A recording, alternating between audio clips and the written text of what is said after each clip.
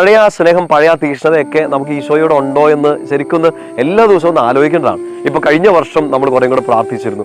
കഴിഞ്ഞ ഒരു 10 വർഷം മുമ്പ് നമ്മൾ കുറച്ചുകൂടെ ആത്മീയതയിലായിരുന്നു എന്നൊക്കെ പറഞ്ഞ് നമുക്കൊരു ആത്മീയ സംഘർഷം, വിഷമമൊക്കെ ഉണ്ടാകാം. ഈശോ എല്ലാ ദിവസവും നമ്മൾ നോക്കിയിട്ട് പറയാണ്, നിനക്ക് ആ പഴയ സ്നേഹമൊക്കെ ഉണ്ടോ എന്നൊക്കെ ഈശോ ചോദിക്കാം.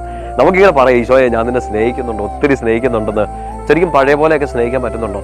ഈശോയുടെ സ്നേഹത്തെക്കുറിച്ചൊക്കെ നമ്മൾ വിലാപങ്ങളുടെ പുസ്തകത്തിൽ വായിക്കുന്നില്ലേ? 3-ാമത്തെ അധ്യായത്തിൽ ഓരോ ദിവസവും കർത്താവിന്റെ സ്നേഹം പുതിയതാണ്, അല്ലെ? അത് അസ്തമിക്കുന്നില്ല, ഓരോ ദിവസവും പുതിയതാണ്. നമ്മൾ ഓരോരുത്തരും നമ്മുടെ ആത്മീയ ജീവിതത്തെക്കുറിച്ച് ചിന്തിച്ചു നോക്കണം.